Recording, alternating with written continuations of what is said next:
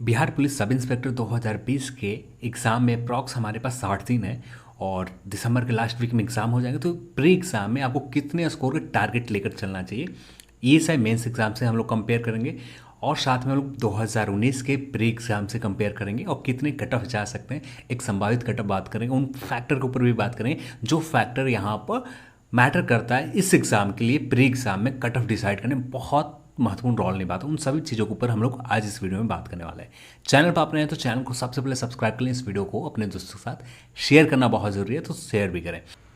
ये cut off आप जो देख रहे हैं 2019 के प्री एग्ज़ाम के, यहाँ पर दो कट ऑफ आपको दिखाने वाला हूँ। ये मेंस के भी कट ऑफ दिखाना और दोनों चीज़ों के ऊपर हम लोग बात करने वाले हैं एग्जैक्टली क्या हो सकते हैं प्री एग्ज़ाम में कट ऑफ और मेंस एग्ज़ाम में कितना टारगेट लेकर चलना चाहिए मेंस एग्ज़ाम के लिए, उन सभी फैक्टर के ऊपर आगे बात करने वाले हैं। तो यहाँ पर ये जो कट ऑफ देख रहे हैं, यहाँ पर कुछ फैक्टर जो नंबर 1 फैक्टर है, नंबर 1 में जो आ रहा है, एग्ज़ाम हॉल में बहुत ज़्यादा हाई लेवल पर छोटी मोटी चीटिंग नहीं होती, बहुत बड़े लेवल पर चीटिंग होते हैं।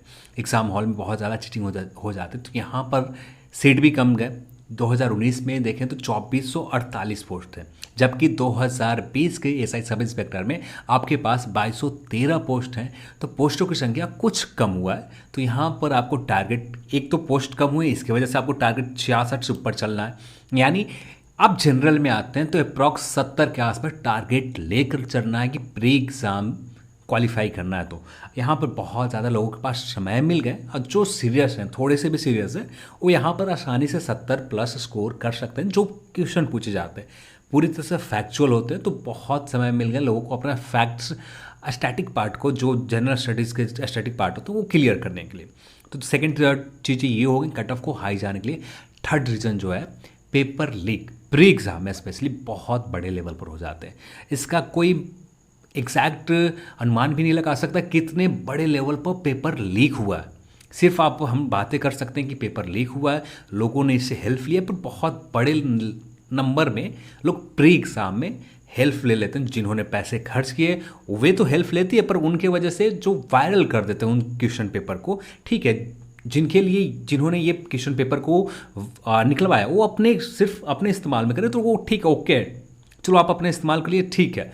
पर ये जो होता है यहाँ पर है कि वे लोग जो क्वेश्चन पेपर आउट होते हैं उसे वायरल कर देते हैं, बहुत सारे ग्रुप में डाल देते हैं, जिससे वे लोग भी लाभ उठा लेते हैं। जो नॉर्मल बच्चे होते हैं, जो नॉर्मली बस हल्के पढ़ के गए, वे लोग भी यहाँ पर रिजल्ट प्री एग्जाम में ले लेते हैं, जिसकी वजह से यहाँ पर कट ऑफ थोड़ा हाई चला जाता है। तो एक ये भी रीज़न है। तो आपको कट ऑफ 70 के प्लस के आसपास जनरल में, आप सामान्य वर्ग में आते हैं 70-71 आपको टारगेट लेकर चलना है। सेकेंड EWS में आते हैं तो यहाँ पर आपको इस बार टारगेट अप्रॉक्स 62 के आसपास, 62-63 के आसपास लेकर चलना होगा, तब जाकर आपका काम बनेगा।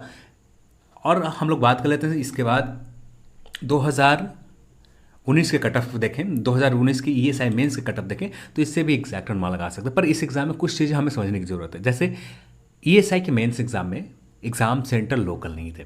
लोकल ना होने की वजह से लोग जो आपस में जो एग्ज़ाम सेंटर पर गए, मैक्सिमम लोग एक दूसरे से अनजान थे, जिससे कम्युनिकेट नहीं कर पाए। और जो लोकल सेंटर होते हैं तो लोग एक दूसरे को जानते रहते हैं।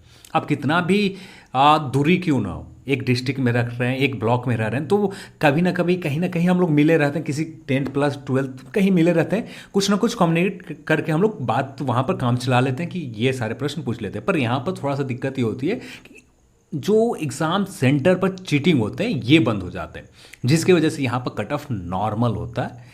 तो ये बहुत बेनिफिट मिलेगा आपको मेंस एग्जाम में। जो प्रीलिम्स एग्जाम में हो सकता है आपके 75 चले जाएं, तो हो सकता है मेंस एग्जाम में 71 पर ही आपका काम बन जाए।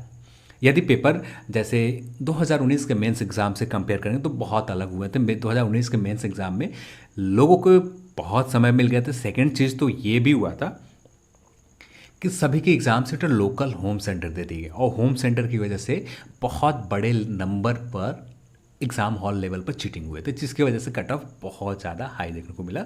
पर यहाँ पर जो अब होंगे मेंस एग्ज़ाम, 2020 के मेंस एग्ज़ाम होंगे, ये लोकल एग्ज़ाम सेंटर नहीं रहने वाले। तो लोकल एग्ज़ाम सेंटर नहीं रहेंगे तो यहाँ पर लोग आपस में कम्युनिकेट नहीं करेंगे, एक दूसरे से चोरी नहीं करेंगे, थोड़ी बहुत चोरी होंगी, जिससे कट ऑफ नहीं बढ़ता। 1-2 क्वेश्चन से कट ऑफ नहीं बढ़ते। जब एक दूसरे को बहुत ज़्यादा जानते हैं ना, तो बहुत बड़े लेवल पर क्वेश्चन शेयर हो जाते हैं, आंसर हम लोग एक दूसरे से बात करके सॉल्व कर लेते हैं। तो यहाँ पर आपको मेंस एग्जाम के लिए मेन नहीं सोचना है, मेन आपको सोचना है प्री एग्ज़ाम के लिए। तो आपको यहाँ पर जो टारगेट लेकर चलना है ना, प्री एग्ज़ाम में आपको बहुत बेस्ट करनी होगी।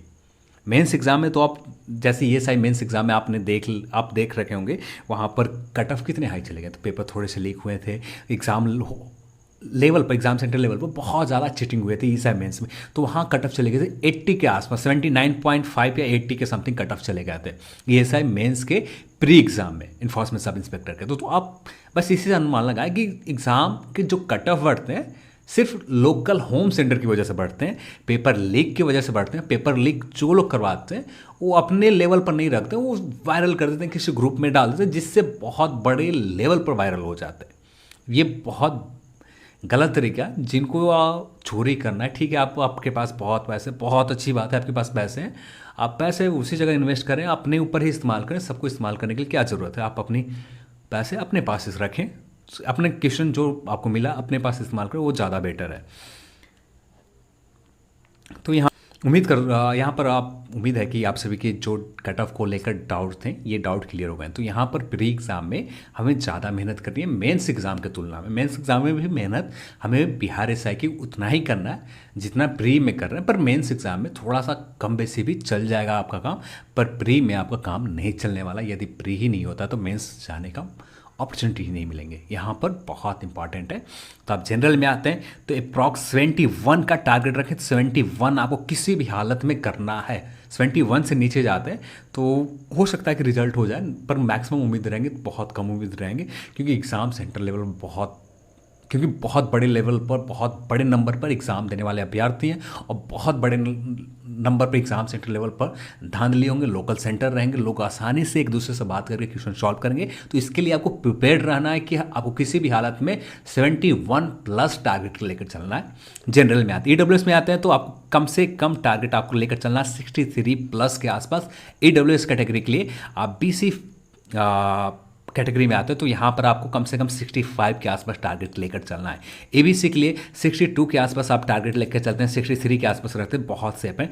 एससी एसटी में ज़्यादा टफ तो नहीं जाएगा, फिर भी हमें 55 के टारगेट लेकर आप सभी को लेकर चलना चाहिए। और एसटी कैटेगरी को यहाँ पर आप 60 के टारगेट लेकर चलें, क्योंकि यहाँ पर सीट की संख्या थोड़ा सा कम हुआ है।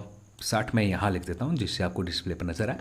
फिर इसके बाद बात करें फीमेल में, तो फीमेल कुछ ऐसा ही रहेगा, बस थोड़ा सा इंक्रीज़ करेगा। यहाँ पर जनरल फीमेल में आते हैं तो ये शायद हो सकता है 49, शायद हो सकता है, मैं एग्जैक्ट नहीं कर सकता हूँ क्योंकि हाँ लोग बहुत ज़्यादा मेहनत कर रहे हैं। ये एसआई के प्री एग्ज़ाम में फीमेल के कट ऑफ देखें, जिससे देखकर नहीं लगता है कि इतना अचानक चमत्कार हो गए। बहुत अच्छी कट ऑफ गए थे प्री एग्ज़ाम में, तो फीमेल कैटेगरी में भी बहुत ज़्यादा कंपटीशन बढ़ रहे हैं। तो प्री एग्ज़ाम में भी थोड़ी सी आपको मेहनत बढ़ानी चाहिए। तो यहाँ पर आपको टारगेट लेकर चलना चाहिए 48 के आसपास। जनरल में आप आते हैं 48-49 के आसपास परसेंटेज, ये आउट ऑफ 100 पे मैं काउंट कर रहा हूँ। इसे आप 2 से मल्टीप्लाई कर लें तो जिससे आपको एग्जैक्ट निकल कर स्कोर आ जाएंगे। तो ईडब्ल्यूएस की बात करें तो 30 है, पिछले वर्ष गए थे, पर यहाँ पर आपको टारगेट 40 के आसपास, 40% के आसपास लेकर चलना है। ठीक है, 40% लेकर चलते हैं तो बहुत अच्छा होगा। बीसी फीमेल के लिए भी आपको कम से कम 42 के आसपास लेकर चलें, 42 के आसपास लेकर चलते बहुत अच्छे होंगे। एबीसी के लिए 39 के आसपास आप टारगेट लेकर चलें, 39 बहुत अच्छा होंगे। एससी के लिए आप 35 के समथिंग की रहते हैं, बहुत हो जाएंगे। और एसटी के लिए भी कुछ वैसा ही रहेगा। बीसी वीमेन के लिए यहाँ पर कट ऑफ जा सकते हैं अप्रॉक्स 40 के समथिंग कट ऑफ जाएंगे। फ्रीडम फाइटर फीमेल के भी कुछ ऐसा ही कट ऑफ रहेगा, इससे ज़्यादा कट ऑफ नहीं जाएंगे, इतना ही रहेगा, 30% के आसपास ही रहेगा। जो क्वालिफाइंग मार्क्स है इतना स्कोर करके आ जाता है, इतना सफिशिएंट होंगे। तो चलिए आज की इस वीडियो में इतना ही। और कुछ भी टॉपिक्स हैं आप सजेस्ट करना चाहें जिसके ऊपर वीडियो चाहते हैं तो आप हमें कमेंट सेक्शन में कमेंट करें, उस टॉपिक के ऊपर बहुत जल्द आपको वीडियो मिल जाएगा। तो चलिए आज की इस वीडियो देखने के लिए आप सभी को बहुत बहुत धन्यवाद। जय हिंद।